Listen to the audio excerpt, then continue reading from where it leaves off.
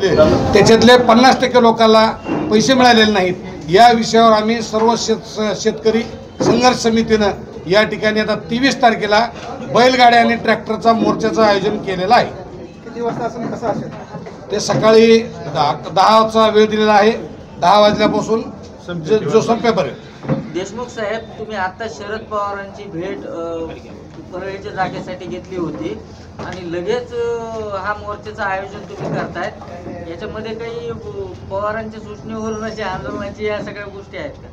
काही त्या विषयाचा काही संबंध नाही। या ठिकाणी सर्व पक्षीय लोक आहेत। या ठिकाणी कालिदास आपेट आहेत, अच्युतरावजी गंगणे आहेत, आमचे मानेदादा आहेत, तुम्ही आता बघितलं अजय बुरांडे होते आमचे, या ठिकाणी आमचे वाघमोडे साहेब आहेत, राजेश देशमुख आहेत, गुट्टेत आहेत आमच्या, तुम्ही बारकाईने बघा सगळे की आमचे सुनील गुट्टे आहेत, माधवराव जाधव आहेत, हे सर्व पक्षीय लोक आहेत।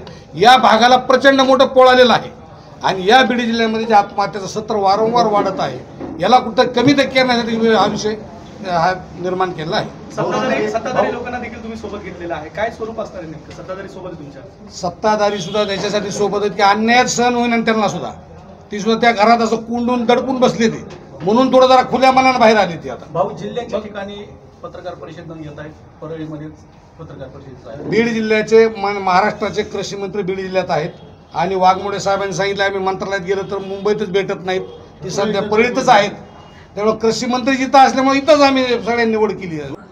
आमचं असं मत आहे की तुम्ही ट्रॅक्टर बैलगाड्या ह्याचा मोर्चा काढण्याच्या ऐवजी शेतकऱ्यांचा मोर्चा काढा आणि त्या सर्व शेतकऱ्यांच्या मोर्चाला मी आता पक्षाच्या वतीनं आम्ही रास्त मागण्या आहेत असं समजून बरं का, निवडणुकीचा तो स्टंट तयार करत आहेत।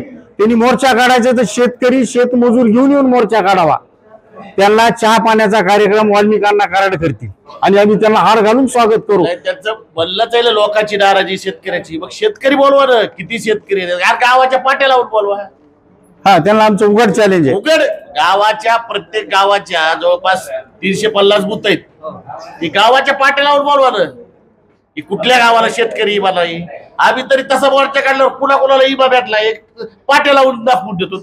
पण एक त्यांचा अंदाज काय, बाजार बुन घ्यायचा कुणा काढायचा अंदाज? परळी सोडून साहेब ग्रामीणचे लोक आणू द्या, जे मोलमजुरी करणारे लोक आहेत त्यांना मोलमजुरी दिली होते, कुणाच्याही मोर्चात सामील होते, ते शेतकरी कसे समजू शकताल तुम्ही?